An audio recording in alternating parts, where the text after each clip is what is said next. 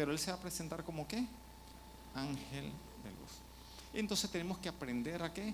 A reconocerlo como tal. Y lo vamos a reconocer no necesariamente por su apariencia, sino más bien por lo que enseña. Si estamos hablando de falsos maestros, es que el maestro, una de sus características es la enseñanza. Entonces, yo los quiero invitar a abrir sus Biblias. En cuanto a falsos maestros, la Biblia, el Nuevo Testamento está lleno de pasajes de eso. Jesús habló acerca de los falsos maestros que iban a venir como una de las señales antes del fin. Pablo habló abundantemente de eso. Juan en sus cartas, segunda y tercera de Juan, habla defendiendo la verdad y habla en relación a los falsos maestros. La carta de Judas habla también muy fuerte sobre los falsos maestros. Hasta el libro de Apocalipsis hace mención de ello. Pero yo quiero enfocarnos en la segunda carta de Pedro. Le invito a buscar el capítulo 2. Y comienza diciendo: pero hubo también falsos profetas entre el pueblo, como habrá entre vosotros falsos maestros, que introducirán encubiertamente herejías destructoras. Yo quiero que en esta tarde hablemos de algunas características. ¿De qué cosa? Del falso maestro o de los engañadores. ¿Ok? Usted no lo va a ver, no, el engañador no se va a presentar acá a decirle: mire, yo quiero engañarlos a todos. Usted nunca va a decir eso. Pero tiene algunas características que cuando usted vea esa característica debe que prestar más atención. No dejar pasar las cosas como si nada, sino prestar atención. Y la primera característica que da Pedro aquí, ¿cuál es? Encubiertamente. Otra versión dice disimuladamente. Eso significa que no necesariamente es ¿qué cosa? Algo malo, sino como disimuladamente. En el Evangelio de Lucas, Jesús hacía mención de que dirán: helo ahí, helo allá, tratando de señalarnos hacia otro lado. ¿Para qué? Para distraernos un poco de la persona de quién, de Jesús. No va a decir no veas a Jesús, sino más bien míralo ahí, míralo allá, buscando diversos. Se lo va a meter como disimuladamente. Vamos a ir viendo. Aquí vemos la primera característica es ¿cuál? Encubiertamente o disimulado. Ahora vamos a seguir leyendo el versículo 1. Dice: encubiertamente herejías destructoras, y aún negarán al Señor que los rescató, atrayendo sobre sí mismos destrucción repentina. Una segunda característica es que negarán ¿a quién? Al Señor. La persona de Jesús es el centro ¿de qué? De nuestro mensaje. Y entonces una forma de negarlo es simplemente desviándonos de él, hablándonos de cualquier tema, no necesariamente malo, pero dejamos de hablar ¿de quién? De Jesús como Redentor. A veces la gente dice: pero acepta a Jesús, repite conmigo. Pero ¿de qué Jesús le estamos hablando? Tenemos que presentar ¿a qué? A Jesús. La palabra Jesucristo es una palabra compuesta, es un concepto completo, que lo decimos como un cliché, pero implica que Jesús, hombre, era el Cristo, el Mesías prometido, Dios encarnado. Todo eso lo dice una simple palabra. Pero la gente no sabe eso. Tenemos que hacer entender que Dios que se encarnó, se hizo hombre, que murió, que resucitó, y como decía Pedro en sus sermones, y que viene a juzgar a los vivos y a los muertos. Él es el que tú vas a tener que darle cuenta. Así que mejor te arrepientes y te entregas a Él hoy. Ese mensaje se está cada vez que diluyendo. Y la forma de engañar es que eliminándolo, no, sustituyéndolo. Hablando de qué? De cualquier tema. No estoy diciendo que el tema ya sea malo, pero cuando de repente en una iglesia de 52 semanas, antes se hablaba 52 veces ¿de qué? De la persona de Jesús. Después bajamos a 50, a 40. Eso es como van metiéndola disimuladamente, ni nos damos cuenta. De repente 40 veces de temas que no son más importantes para nosotros. Esto es más de la actualidad y los vamos sustituyendo hasta que de repente lo dejamos ¿dónde? Fuera. Y así comienza ¿qué cosa? Un engañador. Entonces vemos encubiertamente no están centrados en la obra redentora ¿de quién? De Cristo. Hay un texto en 2 de Juan capítulo 7 que sí lo quiero leer un momento, porque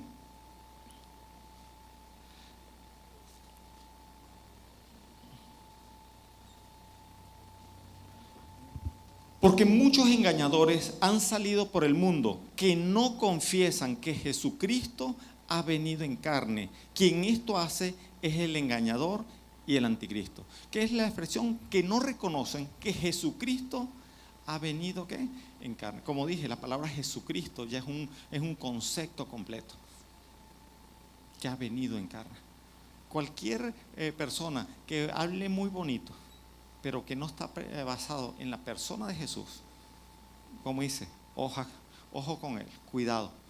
¿Por qué? Porque esa es una característica de los engañadores. Vamos a seguir viendo otras características. Encubiertamente, no están centrados en Jesús. Y el tercero, volviendo al pasaje que estábamos viendo de 2 de Pedro, dice, y muchos seguirán sus disoluciones por causa de los cuales el camino de la verdad será blasfemado. Y por avaricia harán mercadería de vosotros con palabras fingidas. Una tercera característica va ligado a qué cosa? Al dinero. Por avaricia harán qué cosa? Mercadería. Esta es una característica que en la Biblia lo menciona muchas veces ligado a qué? A los falsos maestros. En muchas ocasiones lo utiliza con otras palabras, por decir algo, han seguido el camino de Balaam. Lo expresa allí. Balaam fue un profeta del Antiguo Testamento que hizo negocio con un rey para maldecir a un pueblo, ¿verdad? A costa de qué? De dinero. Y resultó que Dios no quería eso. Entonces, bueno, pero esa historia usted la conoce del libro de Números, pero eso se menciona en varias oportunidades. El libro de Apocalipsis menciona de las iglesias que están contaminadas con qué? Con la doctrina de Balaam. Y esa doctrina va relacionada a qué cosa? Al dinero. La expresión literal en muchos casos es que por lucro, por ganancia. Y eso está tan generalizado que ya hasta el mundo lo está notando. Hace unos años atrás, en la época de pandemia, un pastor amigo mío, bien sentado, resultó que lo llama un amigo de él, era un empresario, tenía tiempo que no tenía noticia de él, y lo llama, no, es que te estaba buscando, es que quiero proponerte un negocio. Bueno, se reunieron para verse, y el empresario no cristiano le vino a proponer un negocio al pastor. ¿Cuál era? Mira, el negocio es el siguiente, vamos a montar una iglesia, tú prediques y yo la administro. ¿Cómo lo están viendo? Como un negocio. Cuidado. Y entonces está diciendo que por avaricia, menciona, y por avaricia harán mercadería de vosotros. Muchas veces ese énfasis, ese sobreénfasis más bien, sobre el dinero, va deformando. Cuando la intención de venir es básicamente el dinero, el recoger, el dar, cuidado. Sí, el principio de dar es un principio bíblico que está desde el Génesis hasta el Apocalipsis, desde una forma de vida que debemos llevar. Ahora, no necesariamente el dar es exclusivamente darlo acá. Usted puede dar al mendigo, al vecino, al otro, para la obra del Señor también, pero muchas veces cuando el énfasis está solo en un solo lugar, cuidado, que ese es básicamente lo que mantiene a los engañadores, es ¿qué cosa? El dinero. Entonces, hay muchos pasajes, no los vamos a leer todos porque no nos alcanzaría el tiempo, pero estamos viendo entonces una tercera característica. ¿Cuál? El dinero. Si usted ve que hablan mucho del dinero, inclusive el tema de dinero es más que el de Jesucristo, que murió, resucitó y está a la diestra del Padre y vendrá a juzgar a los vivos y a los muertos. Cuidado. Vamos a ver una cuarta característica. Voy rápido porque es que son 10. Entonces, si fueran 3 ya estuviéramos terminando, pero todavía falta un buen rato. Y sigue diciendo el versículo, y por avaricia harán mercadería de vosotros con palabras fingidas. ¿Qué es esto de palabra fingida? Palabra fingida tiene que ver con literalmente un show, es algo montado. No necesariamente es lo que se siente, no necesariamente es lo que se cree, pero es lo que se quiere decir. Es lo que necesito decir. Es lo que ustedes necesitan escuchar. Lo que ustedes quieren escuchar. Si lo creo o no lo creo, eso no importa. Lo importante es que el show debe continuar. ¿Ok? Y entonces ahí hay varios datos bien llamativos que hace mención en otros pasajes. Por decir algo, en el mismo capítulo, si bajamos unos versículos hasta el versículo 18, nos refuerza un poco más este tema. Pues hablando palabras infladas. ¿Qué es una palabra inflada? ¿Será como una bomba? No, significa que palabras sencillas, pequeñas que están en la Biblia, de repente las resaltamos como algo demasiado importante. No hay nada más importante que Jesús. Recuerda eso. Jesús vino ¿para qué? Para salvarnos. Todo lo que Él hizo fue para salvarnos. El mensaje, y nos mandó a predicar el mensaje ¿de qué? De salvación. Todos los demás temas son secundarios. No significa que son malos, no significa que no podamos hablar de otros temas, pero jamás vas a sustituir ¿qué cosa? El mensaje central ¿de qué? De salvación. Y cuando usted habla con una persona y tiene otra idea, no se enganche peleando por las ramas, por los temas diversos. Presente primero ¿qué cosa?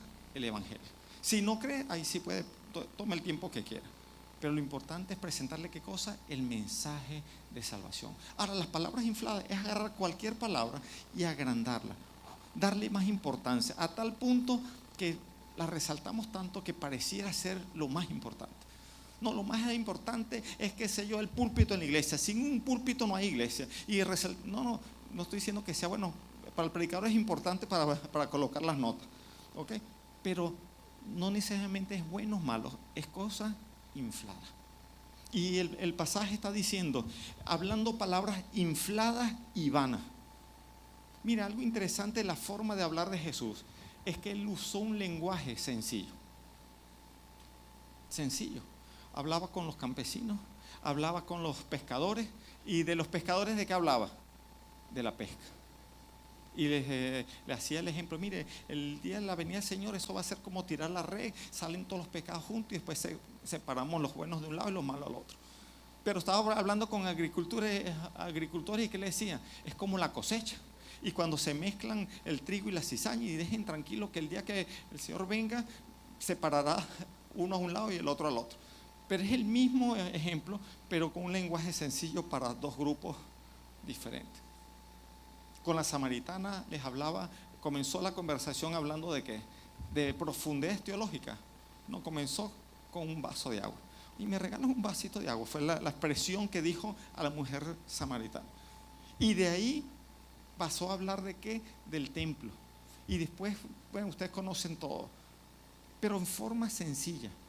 Jesús hablaba de una forma que, no con balas palabrería. Los grandes maestros de la ley, una característica de aquel entonces es que usaban una cantidad de palabras que nadie entendía, palabras que los evangélicos imitamos. Mire, si usted tiene años en el evangelio, tenga cuidado cuando habla con un no cristiano, porque de repente ni le entiende.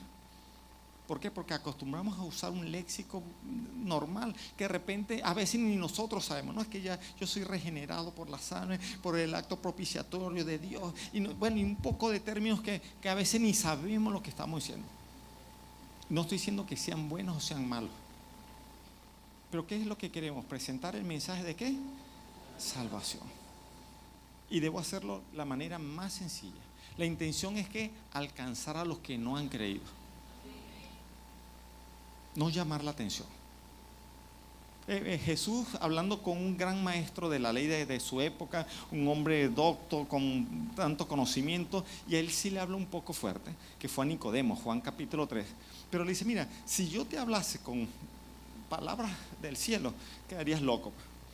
Yo te estoy hablando palabras sencillas, de lo que tú conoces, del viento, de esto, aquello, y aún así no me entiendes. Imagínense él que sí sabía, pero hablaba con cosas como sencillas.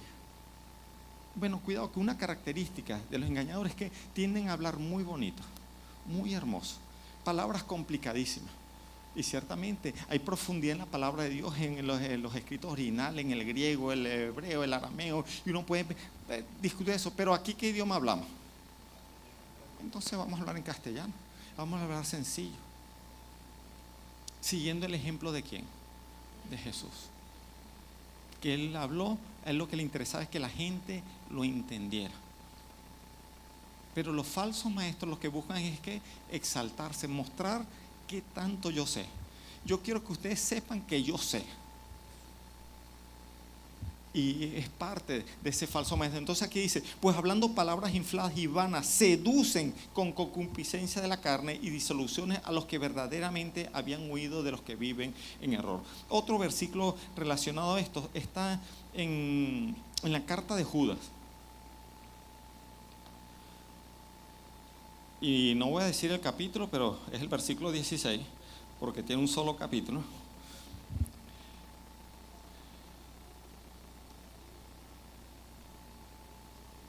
Dice de la siguiente manera: estos, hablando de engañadores y falsos maestros, son murmuradores, querellosos, que andan según sus propios deseos, cuya boca habla cosas infladas, adulando a las personas para sacar provecho. Como la última expresión, cosas infladas. Ahora, a la gente le encanta escuchar algo nuevo. ¿Se acuerdan cuando Pablo llegó a Atenas y dijo: no, yo vengo a hablarle del Dios no conocido? Oye, ese yo no sé, toda la multitud, ¿por qué? Porque es algo nuevo. Cuando se enteraron que era el mismo de Jerusalén, ya perdieron el interés. A la gente le encanta lo nuevo, lo novedoso. Es nuestra naturaleza. Juan y Pedro, ambos en sus cartas hicieron una expresión que la repitieron en muchas ocasiones. Pablo también, de que no se iban a cansar de repetir las mismas cosas. Y lo enseñaban una y otra vez. Y Juan de repente comienza la carta diciendo: tengo un nuevo mandamiento, nuevo, anótenlo. ¿Cuál? Que os améis los unos a los otros. Y al ratico lo vuelve a repetir. ¿Por qué? Porque a veces queremos algo más allá y pensamos que eso es más importante, más interesante.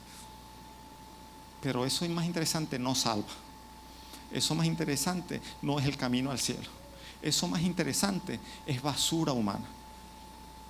A veces resaltamos las cosas y el Pedro dice: mire, ¿sabe qué planes tiene Dios con este local y con toda esta ciudad? Y dice: ¿ustedes no sabían que todas las cosas van a ser destruidas con fuego? Así lo dice Pedro en el siguiente capítulo. Todo a ser deshecho por fuego. Pero seguimos viendo las características. Entonces hemos visto hasta ahora lo disimulado, lo encubierto, lo poco a poco que lo presentan, que no está centrado en la persona de Jesús, el énfasis en el dinero, el show. Y ahora, volviendo al pasaje, el versículo 10, el pasaje de 2 de Pedro que estamos viendo, el versículo 10 dice: y mayormente aquellos que siguiendo la carne andan en concupiscencia e inmundicia y desprecian el señorío, atrevidos y contumaces, no temen decir mal de las potestades superiores. Antes de hablar de eso, de las potestades, etcétera, quiero que vean el inicio que dice: siguiendo ¿qué cosa? La carne. Hay un tema que evitan ellos, y es hablar ¿de qué? De santidad. Prefieren más bien hablar ¿de qué? De otros temas. Tal vez no lo hablan, no lo niegan, pero no lo enseñan. Mientras menos se toque, lo importante es que usted crea: Dios te quiere tal como eres. Dios te quiere, pero eso no significa que no quiera que cambie. Dios murió por ti aún siendo pecador, mas Dios muestra su amor para con nosotros en que, siendo nosotros ¿qué? Pecadores, Cristo murió por nosotros. Y eso es algo que es una verdad, es verdad. Pero cuando no se da al otro, termina siendo una verdad a media. En el mismo Romanos 5, después que dice ese versículo, hace mención que cuando el pecado abundó, ¿qué pasó con la gracia? Sobreabundó. Entonces, ¿qué significa eso? Peque tranquilo, que a Dios no le importa. Y Pablo comienza a decir: ya va. Entonces perseveraremos en el pecado para que la gracia abunde. Él mismo pronto, y no deja que usted responda, él mismo responde: de ninguna manera. Y hace una comparación. ¿Usted ha visto un muerto caminando? ¿No lo ha visto? Bueno, si decimos que hemos muerto al pecado, ¿cómo es que andamos caminando en pecado? Sí, eso es contradictorio, eso no es congruente. Entonces, ese tema, que cuando le damos la libertad a la carne, concepto que de paso la próxima semana es el carnaval, viene de una palabra que es dar libertad a la carne, 40 días antes de la Semana Santa. O sea que el miércoles comienza la cuaresma, día de purificación, entonces 2 días licencia para pecar. Yo no sé cómo algunos todavía lo siguen celebrando, pero ese es otro tema.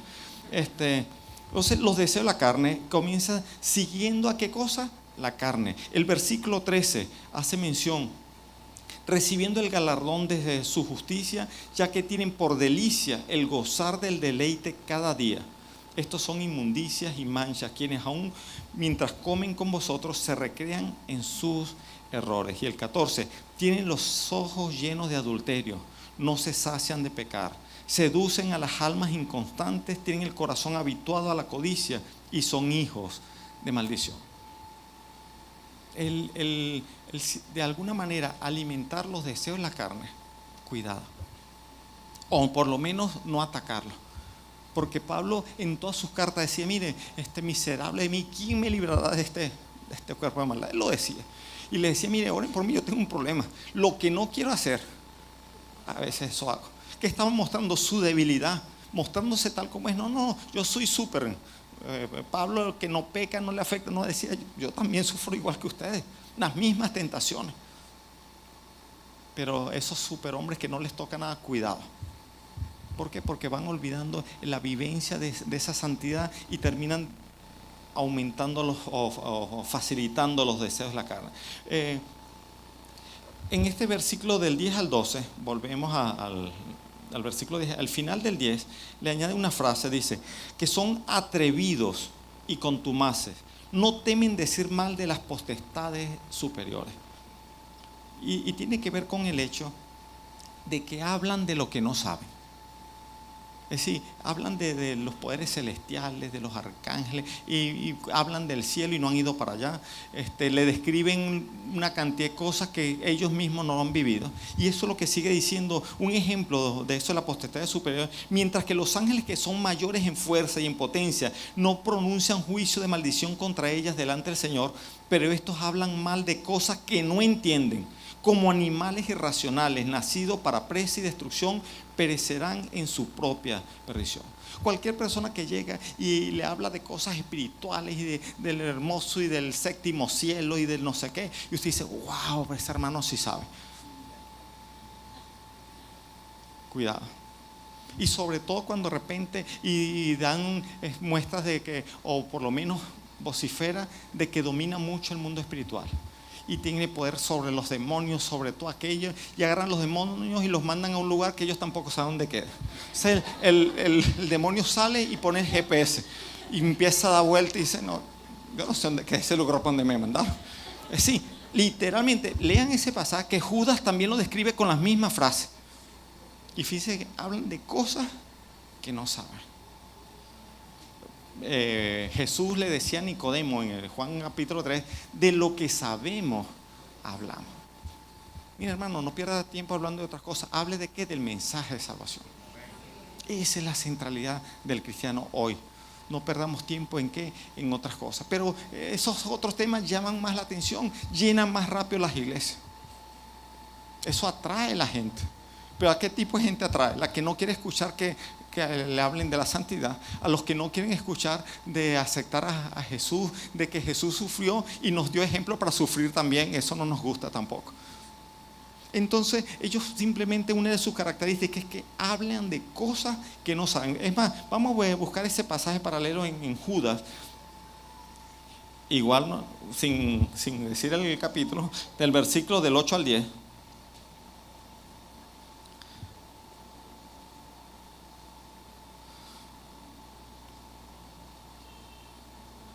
Dice, no obstante, de la misma manera, también estos soñadores mancillan la carne, rechazan la autoridad y blasfeman de las potestades superiores. ¿Se parece a lo que dijo Pedro?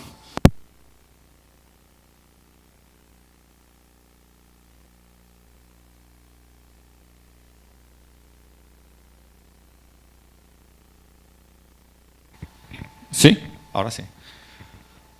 El versículo parece una copia de lo que leímos de Pedro. Exactamente, que hablan y retan a los poderes superiores. Y vuelve a mencionar el 9. Pero cuando el arcángel Miguel contendía con el diablo, disputando con él por el cuerpo de Moisés, no se atrevió a proferir juicio de maldición contra él. Y algunos retan, no, que venga Satanás y lo pateo y lo saco aquí, que lo que va a ver es el número de mi calzado. Y retan, mire, no saben qué están diciendo. Y claro, eso se ve espectacular y es parte del show que muchas veces se quiere. Pero ¿qué ocurre? Miren lo que está diciendo Pedro y miren lo que está repitiendo ¿quién? Judas. Y lo sigue describiendo. No se atrevió a proferir juicio o maldición contra él, sino que dijo: el Señor te reprenda. Pero estos blasfeman de cuantas cosas no conocen, y en las que por naturaleza conocen, se corrompen como animales irracionales. Y esto es interesante, esa característica de hablar ¿de qué? De lo que no conocemos. Y como usted tampoco lo conoce, no puede desmentirlo. Dice: no, yo fui al cielo y allá, es más, la habitación allá va a ser bonita, va a tener alfombra. Mire, ¿y usted cómo le dice que eso es mentira? Usted no ha ido, entonces tampoco sabe. Pero él tampoco ha ido. Él tampoco ha ido. Entonces, cuidado, los que hablan de cosas que no saben. Vamos a hablar de lo que sí sabemos, de lo que Jesús hizo, de lo que Jesús dijo, de lo que está en su palabra. Y cualquier nueva profecía, ¿puede haber una nueva profecía? Sí, pero una enseñanza que nos dio Jesús cuando fue tentado. Cuando Satanás usó la palabra, dijo: mira, escrito está también. Esa expresión significa que nada nuevo puede contradecir a lo que ya está escrito. Pedro decía: tenemos la palabra profética más cierta de todas. No es que no hay una nueva, es que ya hay una que no se va a contradecir. ¿Y cuál? La palabra escrita. Seguimos viendo otras características acá de... Me pongo aquí. Volviendo al pasaje de segunda de Pedro, capítulo 2. Veíamos de que hablan de lo que no saben. Ahora el versículo 19 me añade una séptima característica. Les prometen libertad y son ellos mismos esclavos ¿de qué? De corrupción. Porque el que es vencido por alguno es hecho esclavo del ¿qué? Del que lo venció. Una característica es que ofrece muchas cosas. Miren, hagan esto y van a recibir esto. Pacten para que reciban aquello. Hagan esto, ven acá, cuidado. Mire, a veces hay una cantidad de cosas que la gente cree que la Biblia dice que no están en la Biblia. Y una cantidad de promesas. La Biblia tiene muchas promesas, pero sobre esa cantidad hay un bojote más que no están allí. ¿Qué nos prometió el Señor Jesús? Nos va a librar de la ira venidera. ¿Nos va a librar de los problemas? Esa no está. Él más bien dijo: en el mundo tendréis aflicción. ¿Qué sí dijo? Que va a estar con nosotros, que nos va a acompañar y que no va a tener temor porque Él va a estar conmigo. Entonces, pero a veces son verdades a medias, recordemos, engañadores. No van a decir una mentira total, pero van a suavizar y van a cambiar el sentido. Cuidado con las ofertas.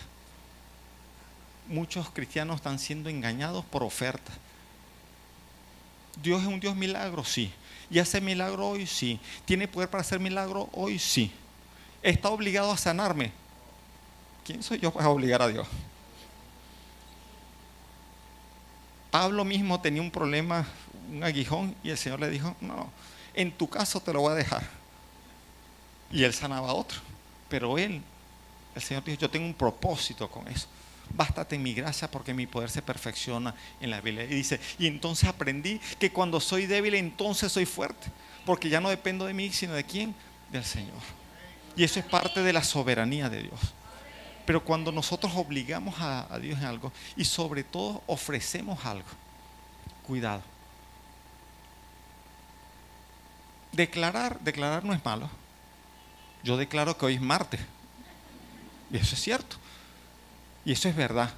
Ahora, si yo llego y digo: no, hoy es miércoles, eso es una declaración.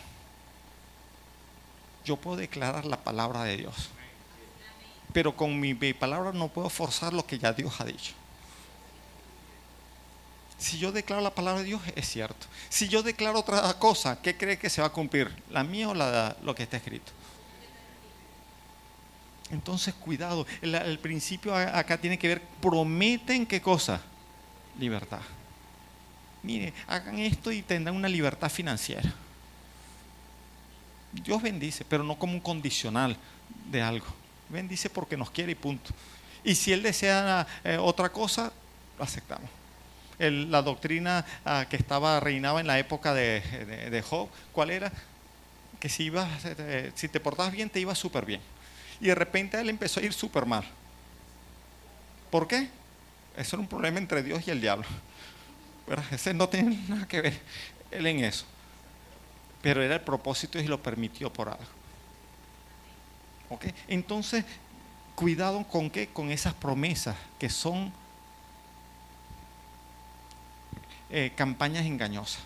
Así como en el mercadeo, que hacen unas promociones y son engañosas. Y usted llega y dice, 20 hamburguesas por $1.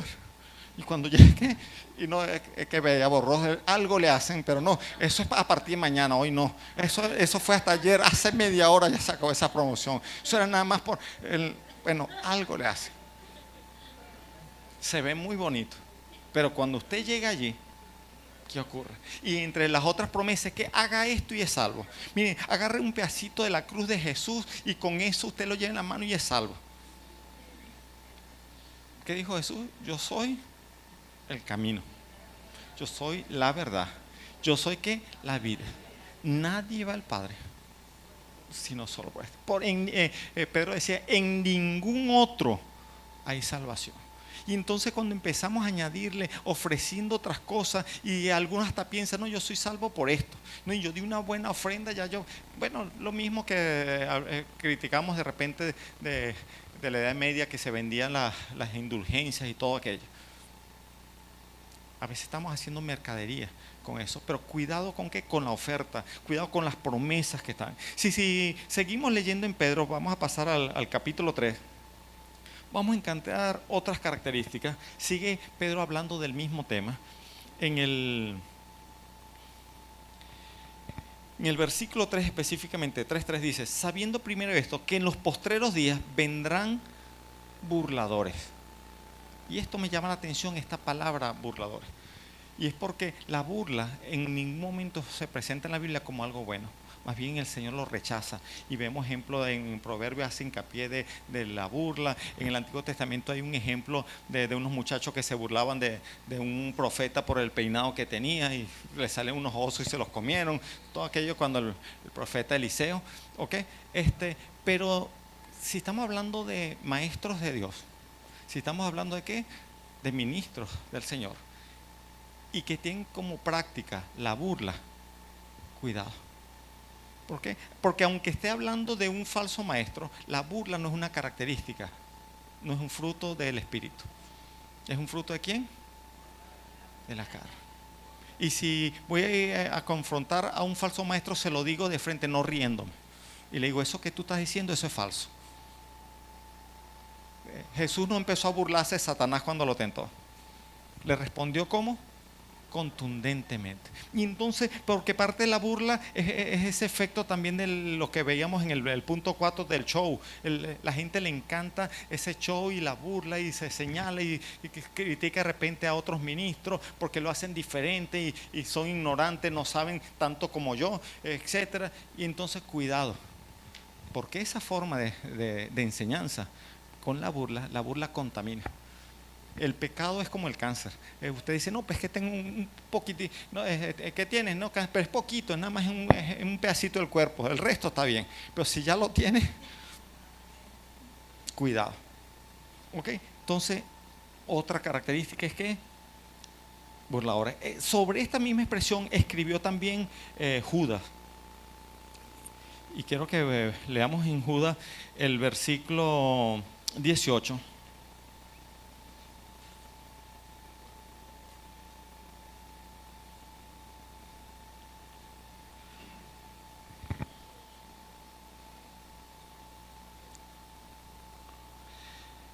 Dice, los que os decían en el postrer tiempo habrá burladores que andarán según sus malvados deseos. Fíjense, en principio ese de burla yo no lo tomé porque eso era como decir parte del show, pero cuando lo veo que en Judas también me lo resalta, creo que ese es importante, ese detalle, porque la burla no es una expresión, no es una manifestación de ¿quién? Del Espíritu Santo.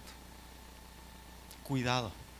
Sí, en las enseñanzas hay mucha, no, si hay burla, cuidado, porque eso es de qué, de la carne. Eso es un engañador, alguien que está tratando de inflar algo para convencernos a nosotros. Vamos a seguir viendo otro detalle que aparece en el capítulo 3 de 2 de Pedro, Y en el versículo 4 dice, y diciendo, ¿dónde está la promesa de su advenimiento? Porque desde el día en que los que padres durmieron, todas las cosas permanecen aquí como desde el principio de la creación. No vamos a leer todo el pasaje, pero todo el pasaje de ahí en adelante hace un hincapié en un tema que siempre va muy ligado a cuando los falsos maestros, y tiene que ver con qué cosa, con la segunda venida de Cristo. Pero en este caso dice que una característica de los engañadores es que dejan de ver para allá y más bien se enfocan en qué, en el aquí y en el ahora, más en que Cristo viene, en vez de hablar qué sabroso es tenerte aquí en medio nuestro. Y para que vean lo sutil que es eso en nuestro diario andar como cristianos, por decir algo, los cristianos que tienen aquí más de 20 años deben recordar los cantos de hace 20 años. ¿Qué decían? En una nube blanca, cuando Cristo venga, cuán hermosa sea la mañana. Y ahora dice, pastor, pues esos son los cantos de los funerarios. No, esos eran los cantos de alabanza y adoración de nosotros. Entonces, ¿pero qué ocurre? Lo hemos ido sustituyendo por ¿qué? Un aquí y un ahora. Los cristianos de la iglesia primitiva, su despedida era una palabra en griego que su traducción es Cristo viene. En vez de decir chao, le decían acuérdate, Cristo viene. Cada saludo era, no se te olvides, tremendo culto, y decían, y si no venimos el martes que viene, no importa, pero nos vemos allá, porque recuerda, Cristo viene. Cristo viene. Ahora, cuando dejamos ese tema y nos enfocamos, y aquí vemos, no, pero deja de estar pensando tanto en que si Cristo viene, de repente se retrasó, ahí lea todo el pasaje para que vea el contexto, pero cuando tratamos de interpretarlo, básicamente está diciendo, esos engañadores tienen su mirada ¿dónde? Aquí y ahora. Cuando usted ve que son temas muy pertinentes, ¿para quién? Para nosotros, el aquí y el ahora. ¿De qué sirve si ganamos el mundo entero y perdemos el alma? Si de repente ese tema es pertinente para hacer plata, es pertinente para algo aquí, pero eso no salva. El diablo no le interesa que de repente convencerle una mentira. Lo que le interesa es que no conozca la verdad. Y por eso son asesinos del alma. ¿Por qué? Porque usted puede tener 20 años escuchando a una persona y no es salva. Y aquí entonces hace el hincapié, cuidado, el Señor viene y eso es verdad y todo es evidente. Bueno, de ahí en adelante el pasaje hace un hincapié muy fuerte sobre la venida del Señor como tal. Pero termina el versículo del 5 en adelante, un tema que sigue haciendo hincapié Pedro en recordar, resaltar, tema que los engañadores evitan tocar. ¿Y tiene que ver con qué? Con el juicio de Dios. No importa, ya tu vida como quieras, repite esta oración y punto. Y eres salvo. Ven, ya tienes el carnet de la iglesia, ya eres miembro de nosotros, y aquí está la cuenta para que ofrende. Pero el tema siguiente, a partir del versículo 5 del capítulo, dice, estos ignoran voluntariamente. Fíjense, no está diciendo que es que no lo saben. ¿Saben que Cristo viene? Sí. ¿Saben que el juicio viene? Sí. Y usted ve inclusive de otras religiones, y yo he tenido la oportunidad de hablar con líderes de otras religiones, y sí, ellos están conscientes, pero no lo enseñan. Y le digo, tú lo sabes, pero si yo voy a tu iglesia y te escucho a ti, me voy al infierno, porque eso no es lo que enseña. Lo saben. Pero dice que deliberadamente, aquí dice voluntariamente, estos ignoran voluntariamente que en el tiempo antiguo fueron hechos por la palabra de Dios los cielos y también la tierra, que proviene del agua y por el agua subsisten, por lo cual el mundo entonces pereció anegado del agua. Empieza a hacer una cantidad de analogías de cómo vino el juicio de Dios en el pasado, ¿verdad? Primer juicio que recuerda, ¿cuál? El de Noé, el del diluvio. Después recuerda el de Sodoma y Gomorra. Y después sigue así hasta el juicio venidero. Dice, pero los cielos y la tierra que existen ahora están reservados por la misma palabra, guardados para el fuego en el día del juicio y la perdición de los hombres impíos. Este tema no les gusta tocar. No porque no lo saben, porque eso corre a la gente. A veces criticamos a algunos hermanitos que tal vez no tenían mucho tacto para decirlo, y recuerdo a mi hermano Serrano que iba por allí por todos lados reprendiendo, enseñando, pero algo interesante es que él iba de frente diciendo este tema. Tal vez su forma no era la más adecuada, pero hay gente que voluntariamente prefiere no hablar de eso. ¿Por qué? Porque ciertamente ese tema corre a la gente. Ese tema deja vacía las iglesias. Bueno, las iglesias no, porque la iglesia no se vacía, deja vacía los locales. Aleja a la gente de los locales. Mire, la venida del Señor para el cristiano es una buena noticia. Pero hablar de la venida del Señor, del día del juicio, del fin del mundo y todo eso, eso es algo terrible. Eso le quita el sueño a la gente. Usted le dice a un amigo, no me hable de eso que me da pesadilla. No, eso no me hable del fin del mundo. Para nosotros es bueno. Y es que Pablo decía que el mensaje de salvación es un olor agradable para los que creen.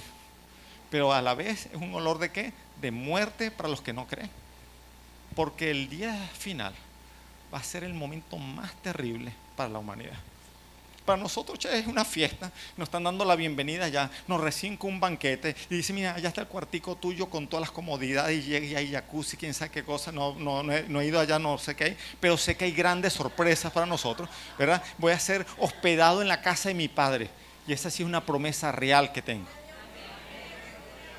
Y no en el patio, en la casa, dentro. ¿Ok? Pero para el que no tiene esa promesa, ¿dónde va a estar? Temblando afuera. Y este es un tema crucial y es la última característica que quiero resaltar. Son temas que ellos evitan voluntariamente tocar, porque eso ciertamente aleja a la gente, y como una de sus características es el lucro también. Si no hay gente no hay plata, y si no hay plata no hay negocio, y si no hay negocio mejor voy a hacer otra cosa. ¿Ok? Entonces cuidado con eso. Para ir concluyendo, voy a buscar 3 versículos que quiero que busquemos. Uno es Gálatas capítulo 1.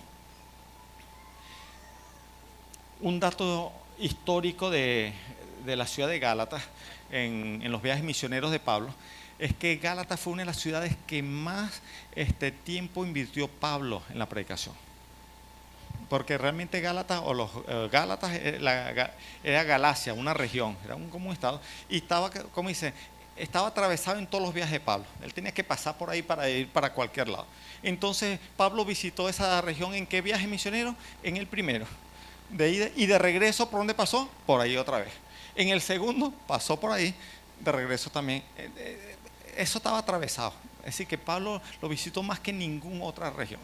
Invirtió tiempo. Y él esperaba que con tanto tiempo esa gente quedó firme en las palabras del Señor. ¿Cierto? Pero resulta que no fue exactamente así. Vemos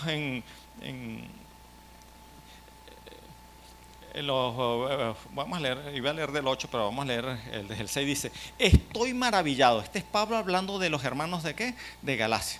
Estoy maravillado con ustedes. Dice, ay, lo va a felicitar. No. Dice, estoy maravillado de que tan pronto os hayáis alejado del que os llamó por la gracia de Cristo para seguir un evangelio diferente. Ahora, él de una vez aclara en el siguiente. Bueno, aclaro, no es que hay otro evangelio, es que, porque la verdad es una. Lo que pasa es que él estaba al revés. No es otra verdad, es la verdad al revés. La verdad al revés. No hay otro evangelio. Es la verdad, pero torcida, como tal. Dice, seguir otro evangelio. No que haya otro, sino que hay algunos que os perturban y quieren pervertir el evangelio de Cristo. La palabra evangelio tiene que ver con el mensaje de salvación. Y por eso muchas veces estamos hablando y predicando no del evangelio. Estamos hablando de qué? Del clima, estamos hablando de política, estamos hablando de cualquier tema. No estoy diciendo que sea ni bueno ni malo, pero a eso no nos llamó el Señor. Y entonces está diciendo, pervierten el mensaje de salvación, porque en vez de dar eso, dan otro mensaje. A veces convertimos más a la gente a que nos siga a nosotros, o que se meta a la iglesia, a que sigan a ¿quién? A Jesús. Y sigue diciendo el texto, mas si aún nosotros, y esta palabra yo la quiero resaltar, Pablo está diciendo, Pablo escribe esta carta en compañía de un equipo que iba con él. Entre ese equipo llegó a estar en un momento como 17 personas, pero siempre hablamos de Timoteo, de Sila, de Tito y otros más, pero era un buen equipo. Dice, si alguno de nosotros, ustedes saben quiénes son los líderes que andan conmigo, ¿verdad? Mas si aún nosotros, incluyéndose ¿quién? Él. y esto es interesante, Pablo dice, si yo vengo mañana o el próximo martes y les digo un mensaje diferente al de salvación, no me crean. Cuidado. En cambio, muchas veces hacen hincapié en, créanme a mí, no importa lo que yo diga. Cuidado. El mismo Pablo está diciendo, tengan cuidado con eso. Aún si vengo yo, o un ángel, se les aparece aquí un ángel, una revelación con sus alas brillantes, quién sabe qué hace. Dice, y os anunciaré otro evangelio diferente del que os hemos anunciado, sea qué cosa, anatema. Anatema es una palabra terrible. Su traducción literal hoy día significa maldito. Pero su origen es mucho más fuerte. Maldito se queda suave en su traducción. Sí, para los que no saben, la palabra anatema es prima hermana de santo. Es la misma raíz de base. Lo que pasa es que santo es apartado para Dios y anatema es apartado para Dios. ¿Cómo es eso? Pero sí, uno es apartado para Dios para su disfrute y el otro es apartado para Dios para destruirlo por Él.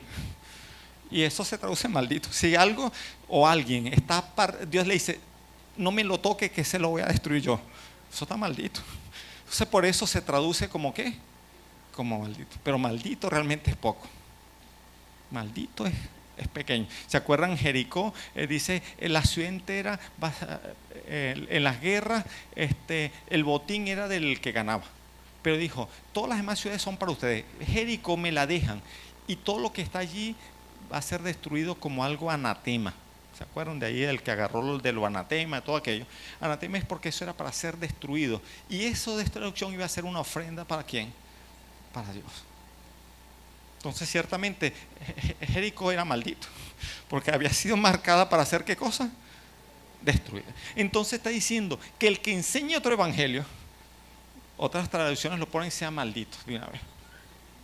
Es fuerte el pasaje, incluyéndose él mismo. Está diciendo, si yo vengo a enseñar a otro, no me reciban. Si es mío o uno de mi equipo o un ángel, sea anatema. Y el verso 9, como antes hemos dicho, también ahora lo repito, si alguno predica diferente evangelio, y no está diciendo diferentes temas, está haciendo hincapié en qué cosa, el evangelio, el mensaje de salvación. Hay miles de temas en la Biblia, pero el central, el tema que está desde el Génesis hasta el Apocalipsis, que no hay un libro que no hable de eso. ¿Cuál es? El evangelio, el mensaje de salvación, las buenas noticias. Y esa buena noticia es que Dios se encarnó, se hizo hombre y se llamó entre nosotros Jesús, pero Él era el Cristo, el Mesías prometido. Murió por mi pecado, pero Él tenía poder para dar su vida y para tomarla, así que resucitó por su propio poder. Resucitó, está a la diestra del Padre y va a venir ¿a qué? A juzgar a los vivos y a los muertos. Otro pasaje que quiero resaltar, en 2 Timoteo, Pablo también toca mucho los temas de los falsos maestros o engañadores. Hoy no toqué casi a Pablo, pero en el capítulo 4, el verso 3, dice, porque vendrá tiempo cuando no sufrirán la sana doctrina, sino que teniendo comezón de oír, se amontonarán maestros conforme a sus propias concupiscencias. Aquí me llama la atención y es la responsabilidad no tanto del maestro, que ya vimos su característica, sino que dice, donde hay un falso maestro, se amontona un gentío a escucharlo. Y ahí le digo, cuidado con lo que yo quiero escuchar. ¿Por qué? Porque muchas veces nosotros mismos fomentamos a los falsos maestros, los alentamos. ¿Por qué? Porque nosotros buscamos, pastor, vengo a un consejo, tal cosa, y el pastor le dice otra cosa. No me gusta el consejo del pastor, voy a buscar otro que diga lo que yo quiero que me diga. Porque eso es lo normal. Entonces, pendiente de que hay una responsabilidad también de nosotros, de dónde estamos escuchando. Y para terminar, y último versículo, Hechos capítulo 10.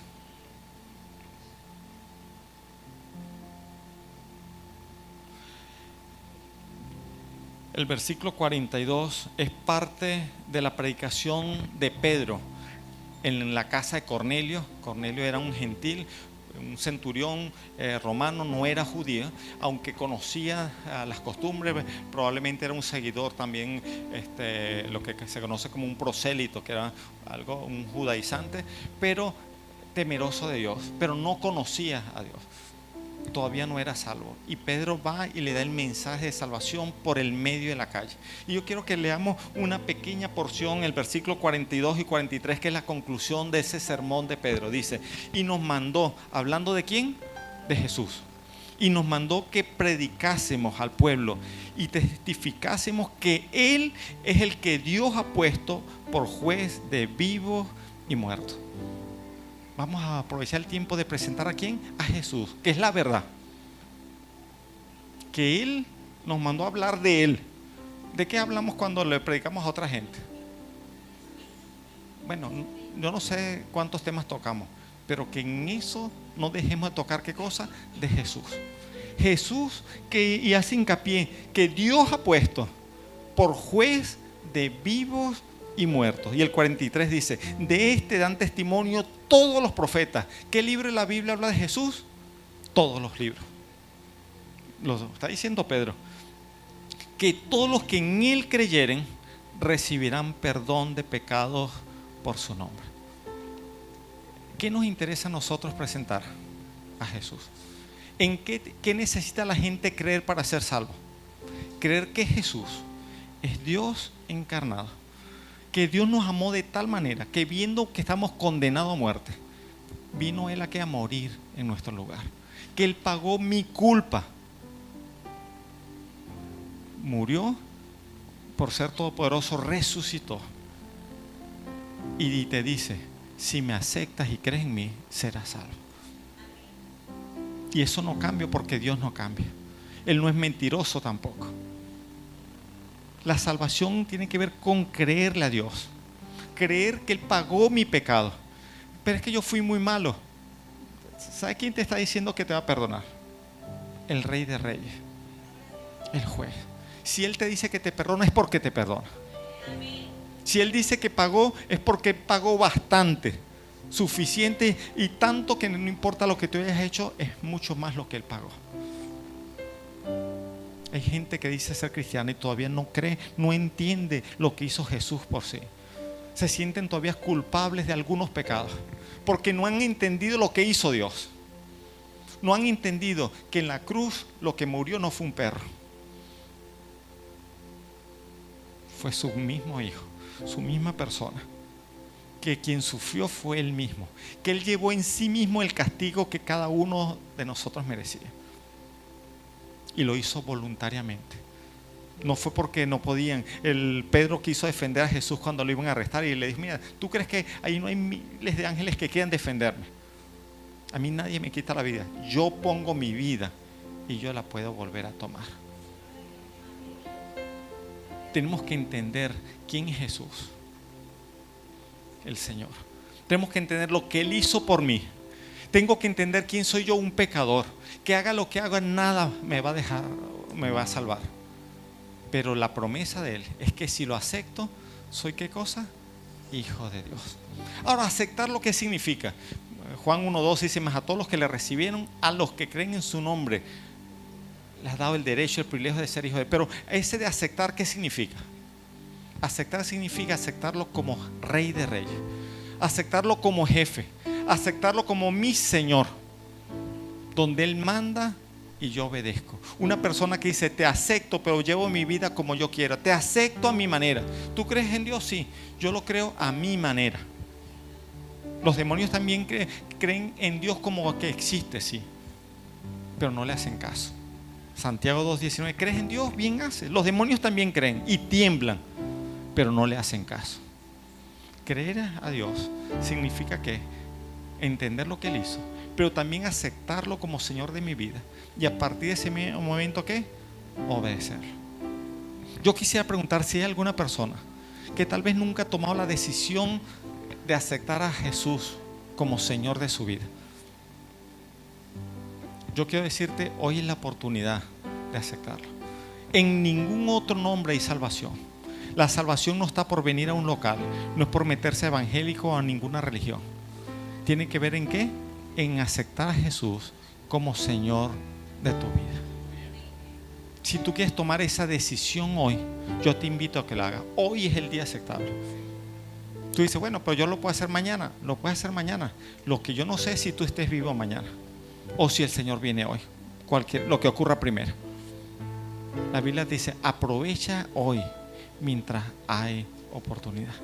Si no sabes cómo hacerlo, yo voy a hacer una oración de ejemplo para que tú la repitas. Lo que te va a salvar no son palabras mágicas, no es que vas a repetir esto. Te va a salvar en la promesa que Dios te hizo. Y tú se lo vas a decir a Él. Si tú le crees a Él y aceptas su regalo, Él te promete que vida eterna. Si quieres ser salvo, vamos a cerrar nuestros ojos. Y quieres aceptar esta decisión, haz esta oración y dile: Padre Celestial, creo en ti. Creo que me amaste de tal manera que mandaste a tu Hijo a morir en mi lugar. Creo que Él resucitó y que Él va a ser el juez en los últimos días. Te invito a entrar a mi vida para que tomes control de ella. Te pido que perdones mis pecados. Y a partir de este momento me comprometo a amarte, a obedecerte y a seguirte. Gracias por salvarme. En el nombre de Jesús. Amén.